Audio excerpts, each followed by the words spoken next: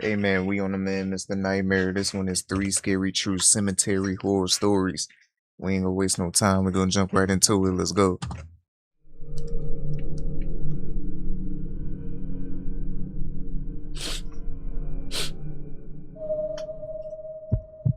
Story one. When I was in high school, my friends and I would often visit the cemetery that was on the outskirts of town. The cemetery grounds were massive, but it wasn't just the cemetery.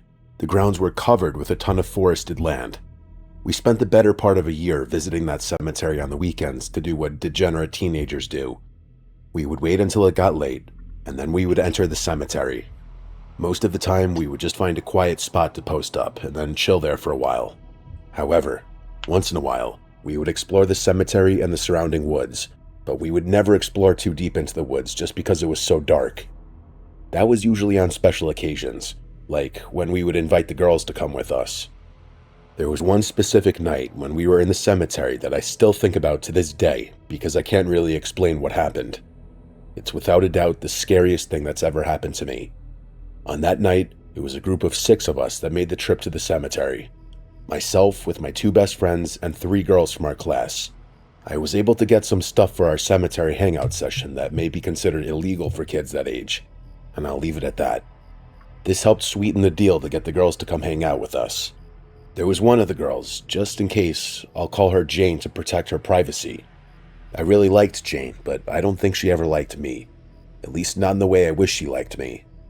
I was trying super hard that night to change her mind, but it wasn't happening.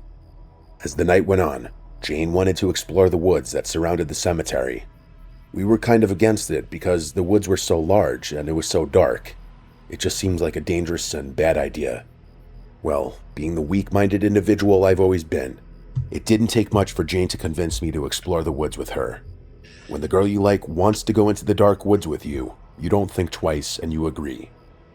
My friends tried to be good wingmen, and they convinced Jane's 2 friends to stay behind with them. Jane and I headed into the woods. She was being kind of weird, but I didn't care. She was talking to me about rituals and all sorts of other things. I just kept nodding along with her and enjoying the moment. We were walking slowly because of how dark it was underneath all the trees. We were walking in an area of the cemetery grounds I'd never seen before. It was actually kind of sad. There were extremely old graves in this part of the woods that had clearly been forgotten by time and nature. The names were barely readable, the gravestones were falling apart, and the intact ones were completely covered with moss and leaves. I didn't even know there were graves all the way back there. These hidden graves weren't the only thing we found while walking. Even further into the woods was a small, abandoned church. At first, I thought it could have been a mausoleum of some kind, but once we got closer and really checked it out, it was for sure a small church. I couldn't believe my eyes. Jane was doing this weird thing where she was talking about all the dead souls and whatnot. I just thought it was super cool that a random church was way out here and completely abandoned. I wanted to go inside and check it out. She was apprehensive about it. She thought if we broke in, we might disturb the souls resting there. I was respectful of her comment, but my honest thoughts were that that's the most ridiculous thing I've ever heard. I spent a few minutes trying to convince her that we wouldn't be disturbing anything, and she finally agreed to check it out with me. We walked up the 2 wooden doors that were on the front of the old church. They had been chained shut and locked. I could tell that Jane was feeling off, but I continued to try to open the door. Instead of caring about her feelings, I was trying to prove to her that I was brave or something. I don't even know what my logic was. After smashing into the door a few times, I broke part of the door hinge, and I was able to push it open. I stepped into the old building, and it was so cool at first. It had maybe 7 or 8 rows of pews. There was a small altar directly opposite the doors, and even a few books lying around. Jane stood in the doorway and kept trying to convince me that we should leave. I was doing the opposite. I was walking around the church, trying to convince Jane to come inside. I made my way to the altar and started doing a disrespectful impersonation of a preacher. She wasn't amused with my immature antics. I took another step, and I got what I deserved. The floorboards behind the altar must have been weak, because they snapped and I fell right through the floor. Dang. It was probably a good 10-foot drop, and it hurt. It was a hard, rocky floor. That was enough to get Jane to finally enter the church. She ran to the hole in the floor to make sure I was okay. I shouted up that I was fine, even though I was hurting badly. I took out my cell phone, which didn't have the best flashlight, but at least it was something. I shined the light near the hole, and I noticed a ladder had been put there to get back up. But it was broken. Jane told me that it looked like it was a crawl space door on the floor. I asked her to run back and grab my friends. Even though we were in the woods, it wouldn't take her that long to run back. She didn't want to leave me, but I told her it was fine. I just wanted to get out of the hole. She complained about it, but eventually I heard her run through the wooden door. I tried calling my friends' cell phones to let them know Jane was running back, but neither one of them picked up. While I was waiting, I turned on the flashlight again and started to use it to scan the room I was in. Initially, I didn't want to because I was terrified of spiders, and this seemed like a hotbed for spiders. At first glance, it just seemed like a small, regular room with a couple of wooden beams. I went over to the destroyed ladder to see if there was any way I could make it work, but it was destroyed beyond repair. While I was looking at the ladder, I thought I heard something behind me. It sounded like movement, but not like footsteps, almost like something was shuffling. I turned around and scanned the other side of the room with my light. I didn't see anything at first. As I whipped the light around, I noticed something out of the corner of my eye. What? I positioned the light on the ground near one of the wooden beams. The dirt that was on the rocky ground looked like it had been disturbed in some way. My heart was beating fast, but I didn't know why. I couldn't say for sure if the dirt had looked like that before. I started to feel the gravity of my situation. I was scared now, and I didn't even know why. I started shouting for my friends to hurry up. While I was staring up at the hole and shouting, I thought I heard another sound.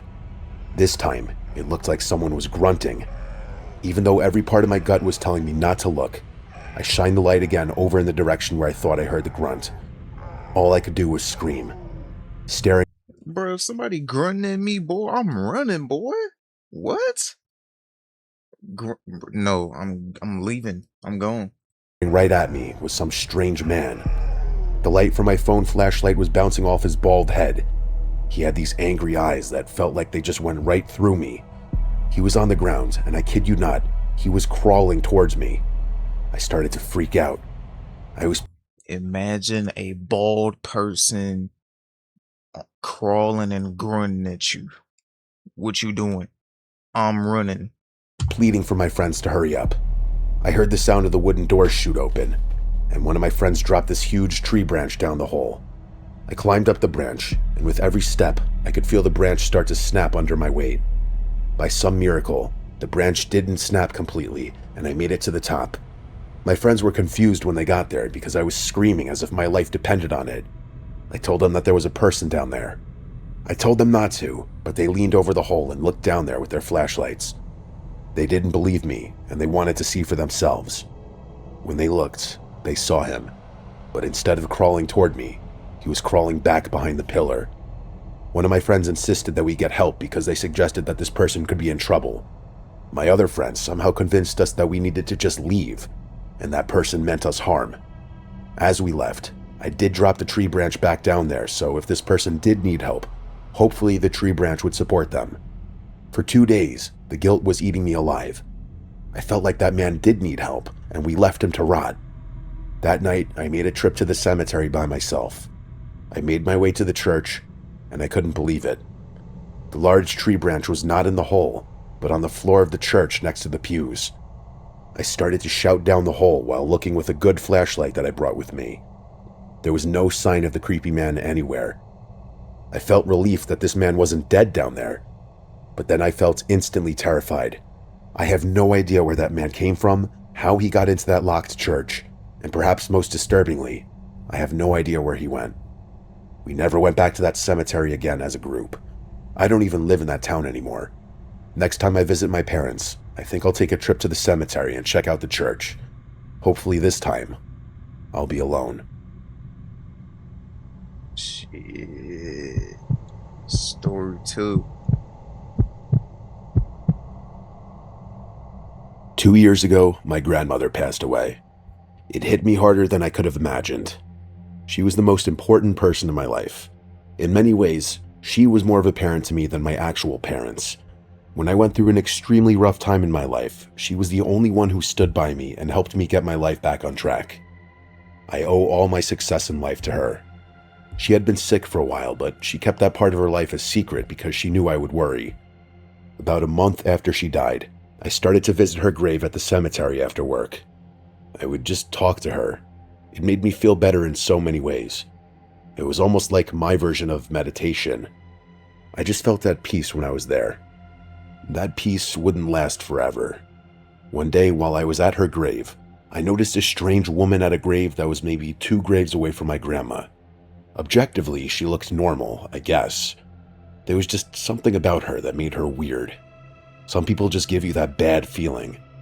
She wasn't that old, maybe mid-40s if I had to guess. She was a tall woman, skinny with this wild curly hair. She was not bad looking by any means. I would even go as far as to say that she had a pretty smile. She would be laughing and talking to the grave in front of her, but something about her mannerisms was not right. She'd say something, then laugh, then look over in my direction. Whenever she would catch me looking, she'd just say something like, "Don't mind me, I'm just chatting with George." I assumed George was the name on the grave. I would always just smile and keep going about my business. People talk to their loved ones in cemeteries all the time. It's not that weird. It was just the way she was talking, the volume of her voice, and the way she would audibly laugh, like she just heard the funniest joke of all time. Well, I started to notice this woman daily. I was pretty annoyed. I pulled into the cemetery, and this woman was already at the grave she was visiting. It was like she was waiting for me. I'd pull up to my grandma's grave, and this woman would be waving at me. Somehow, she even knew my name. She would literally greet me by my name as I would get out of the car. This was a special time for me, and I felt like this woman was messing it up. But it's not like I can stop someone from visiting a loved one at the cemetery. One afternoon, she finally approached me to actually talk. She apologized to me for being so loud and told me that when her loved one passed away, it hit her hard. Obviously, I was in the same boat, so I understood, and we talked for a while. She got me talking about my grandma, and that's something I always enjoyed. I told her all about what she did in life and how she was a special person. She asked if my grandma was from the area, and I told her that she lived no more than 2 miles from here, and she lived there almost her entire life. I even told her that my grandma left me the house in her will. I don't know why I told her that. Sometimes I just feel like we overshare when we don't need to. After a few minutes, we both went our separate ways. Even though I understood what she was going through, I didn't want to talk to her every day. I feared that because we had a real conversation now, she was going to try to talk to me every time, and that seems like a nightmare to me. I decided to change my visiting schedule a bit. I would usually visit after work Monday through Friday. Instead, I decided to wait until the weekend to visit. I pulled into the cemetery a little after noon on Saturday. For the first time in a while, I was alone at her grave. The woman was nowhere in sight. When I was going to leave, I was driving to the far exit of the cemetery, and I noticed that the woman was sitting at a different grave talking to another person. Instead of being freaked out, I felt bad. I came to the conclusion that she must just be a sad person. As twisted and sad as it is, she must use the cemetery as a messed up way to meet and talk to people. That night, I went out with a bunch of my friends who were visiting from out of town. It was after 1 in the morning when I was heading home. I knew I was going to be drinking, so I had gotten an Uber to drive me back home. I was exhausted, and I couldn't wait to just go to sleep. After the driver dropped me off, I was walking up my driveway, and I noticed something weird.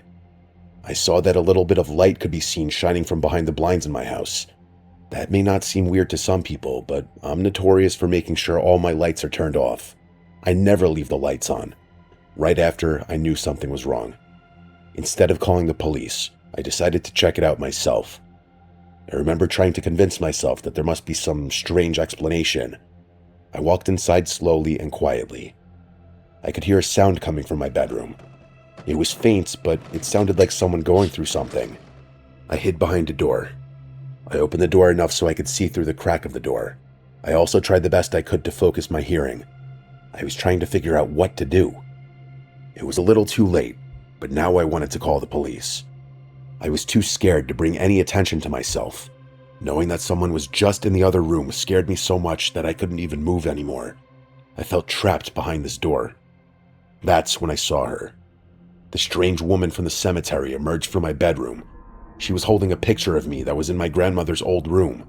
She started to walk in my direction and then eventually passed the door I was hiding behind. I was holding my hand over my mouth, trying to mask the sound of my breathing. She was just inches from the door I was hiding behind. She went to the living room and sat on the couch. I could just barely see her from where I was standing. She was talking out loud, just like I had seen her do a million times before. She even started talking to George, just like she would do at the cemetery. This woman was having a full-blown conversation with herself. Then things took a weird and nasty turn. Her normal talking started to change. She would laugh hysterically at nothing, then stop abruptly and then scream. What? After the weird screaming fits, she would just stare into the distance and break out crying. I didn't know what to do. I would almost feel bad when she was crying, and then she would start angrily screaming again. I just felt so uneasy and helpless. This woman was so unwell, I had no idea if I was in danger. In the middle of a scream, she stopped, stood up, looked at nobody, and said, "It's time to go." Still looking to nobody, she said that she wouldn't want to make him upset. I assumed she was talking about me. She looked around the room and then went out of my sight. I heard a sound of a minor struggle while this woman giggled to herself. A minute or two later, I didn't hear anything. I ended up standing up behind that door for another 30 minutes before I slowly came out. I quietly snuck into the living room where she was sitting. I felt relieved that she was gone. I looked over to the window on the far side of the room. It was wide open. This must have been how she got in and out. I figured the struggling sound I heard was her trying to back out of the window. I shut the window and locked it. I now called the police, who showed up quickly. We noticed right away that she didn't take anything except for the photo of me. I told the police everything, and unfortunately, it wasn't enough. They never found this woman, or could even give me an identity for the woman. A few days later, I went to the cemetery to see my grandma, and thankfully, the woman wasn't there. I went over to the grave she would always visit, and the name on the tombstone wasn't even George. That made me feel sick. This woman was pretending to talk to a dead loved one at someone else's grave. Wow. After speaking with the police, they think the reason she found my house was that I told her I inherited my grandmother's house in the will. That's why you always have to be careful what information you just accidentally spill in a casual conversation. I've never seen that woman again. The one thing that freaks me out and bothers me more than anything is that she took the photo of me for some reason. Out of everything she could have taken, even all my grandmother's jewelry, she took that. It just gives me chills. I will say this though, every single time I drive into that cemetery to visit my grandmother, I'm constantly looking over my shoulder, hoping I don't see this woman again. Damn, that's crazy, bruh. Story 3. When I was younger, I used to walk around the cemetery with my mom. It was our thing and a way to get me out of the house and walking. We would play this game where we would look at the dates on the graves, determine how old they were, and give that person an entire backstory. It's silly, but it was our thing. My mom and I had a massive falling out a few years ago, and we don't talk anymore. Last year, I bought my first house, and it's funny how sometimes strange coincidences can happen. It's a beautiful, secluded home, and still only 15 minutes from town. It's a small house, but perfect for a single man like myself. The price was dropped a few times because the house is practically in a cemetery. It's technically just outside of the cemetery, but if you keep walking in my backyard, you'll just walk right into the back of the cemetery.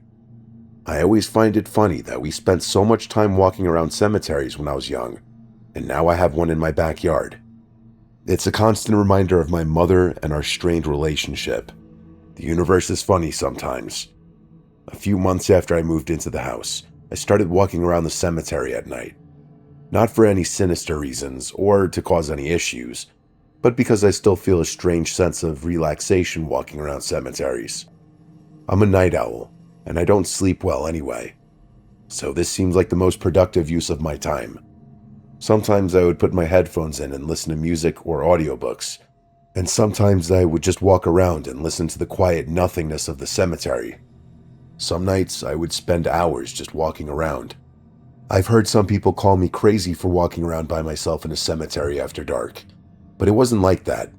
I never felt scared or uneasy until one strange night when my opinion of walking around the cemetery at night started to change. On that night, I decided to walk around with no headphones. I was just enjoying the peaceful, quiet night. At first, I thought I heard a voice, but it was so faint I just assumed the wind was making a weird noise in the trees. I didn't stop and look around because I didn't think there was any reason to. Then I heard something again. This time I heard it clear as day. A voice spoke up behind me. It was a calm voice. They said, "Hey Jake, it's me." I don't know what I thought I was going to see when I turned around. I didn't know if it was going to be someone I knew, or maybe I was losing my mind and was about to hallucinate a ghost. When I turned around, some random guy was walking toward me with some pep in his step. He wasn't running or even jogging, but he was walking fast in my direction. It was well after 2 in the morning, and this man was wearing black sunglasses. He had a dirty white t-shirt on and a pair of jeans with some holes in them. I didn't say anything. I didn't recognize this man at all. Instead of responding, I just turned around and started walking fast myself. I turned around several times and saw that this man was still walking after me. I didn't want to take any chances that this guy was dangerous. That's why I just started sprinting, and it must have worked because I didn't see the man following me anymore. My heart was beating out of my chest from this strange confrontation. It was bad enough that he was chasing me, even if he wasn't running, but it was so much worse that he knew my name somehow. I didn't know very many people in this town since I had moved in. I also never told anyone where I lived. The more I thought about it, the more freaked out I became. I ended up taking a super roundabout way home. I didn't want to just walk back through my backyard and give this guy any idea where I lived. Once I was home, I made sure I checked all my locks just in case. I spent the next few nights paranoid that this guy was going to show up in my backyard, but he never did. I would constantly look out my windows, expecting to see this man waving at me. A couple of months had passed, and I didn't go on any of my night cemetery walks just in case. One night, I guess maybe I was feeling reckless, I decided to take a short walk through the cemetery. I walked for about an hour and didn't see anyone. When I went back home that night, the uneasiness I had felt about the cemetery started to fade away. I was thinking to myself that seeing that guy must have been the strangest coincidence ever. Or maybe I just misheard him. Maybe he didn't say my name. I told myself that I had nothing to be afraid of anymore. The next night, I left my house at 1 in the morning and started to walk around. I had one earbud in, listening to music. It didn't take long for me to get lost in my music, and I wasn't even thinking about that guy anymore. I found this big tree and decided to sit under it for a while and just vibe out to my music. I wasn't sleeping, but I did have my eyes closed. While they were shut, I heard something pass by me. I immediately opened my eyes and looked around from where I was sitting. I didn't see anything except for a bunch of gravestones. I figured a bat must have flown by my head. I kept my eyes open for another minute and just continued looking around in front of me. Just as I let my guard down and closed my eyes again, I heard someone whisper, "Hey," right behind me, and a cold hand touched my shoulder. I jumped up, and I kid you not, this man was peering from behind the tree I was sitting against, with his hand outstretched. It was the same man I saw before, except this time he wasn't wearing sunglasses. I started to back away, and he walked out from behind the tree with his hand still outstretched in my direction. His hand was dirty, and I don't know if this was just my imagination, but it didn't look like dirt. His hand looked like it was covered in something red, but it could have been just my eyes playing tricks on me in the darkness. He kept walking toward me, and again he said my name. This time he said, "I haven't seen you in a while, Jake." I knew for sure this time I didn't misunderstand him. He said my name, I heard it clearly. I tried to say something, but I couldn't. I was surprised by this interaction, and I was terrified. One thing that I noticed that was really unsettling to me was the way he was walking toward me this time. The way he was walking looked unnatural. It wasn't just a limp or a stagger. He was walking like he was learning how to walk and didn't know how to do it properly yet. I'm not a fighter, so I didn't try to take this guy on. I didn't want to wait and find out what he wanted. I just ran as fast as I could in the opposite direction. This time, I didn't look back. Just like last time, I ran a completely different way home, so I didn't give any indication where I lived. That was the last time I ever visited that cemetery. Not long after that night, I started to share this story with some people I know. Some of my friends suggested that this guy must have just been some kind of caretaker or security guard, but I have issues with that thought. That wouldn't explain how this guy knew my name. And this is also a very old cemetery. They don't have security, and from what I understand, they haven't had anyone buried there in years.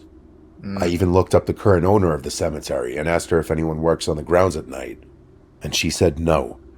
She's an older woman who's technically the caretaker of the grounds, and she doesn't do much maintenance anymore because of her age. I recently passed my 1-year anniversary of owning this house, and I put up a fence to separate my backyard from the cemetery. From my bedroom window, I can still see beyond the fence. Almost every night I look out that window and think about that man. Here's an unexpected and terrifying update to this story. While I was writing the story and deciding if I wanted to submit it, it reminded me of all the good times I had with my mom when I was younger.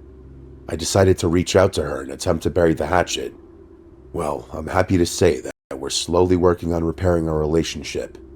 In one of our conversations on the phone, I mentioned the cemetery behind my house, and I told her about the weird guy I encountered twice. She was quiet. I thought we had gotten disconnected. Finally, she spoke up and asked me if I remembered why we stopped walking in the cemetery. I thought it was because I was just older and our time together started to fizzle out. That wasn't the case. She told me that one afternoon while we were walking, a strange man who fits the other man's description approached us and greeted my mom by name. He was even wearing the black sunglasses. My mom was nice but tried to dismiss the guy. He kept following us and insisted that we check out his new car. I guess my mom subtly implied that she was going to call the police, and the man finally left us alone. I have almost no memory of that. I slightly remember a guy coming up and whispering to my mom while I was looking at the names of the graves, but I never knew what the conversation consisted of. My mom was so terrified that this man was going to harm her and me that she never wanted to go back to that cemetery to walk, and we never did. I never put all those pieces together when I was younger. She told me that after that day, she even called the police and reported the incident, and the police told her that they had several other reports about that guy. She never told me because she didn't want to scare me since I was only a kid. This could all be an outrageous coincidence, but I don't think it is. I'll be glad to never see that man again.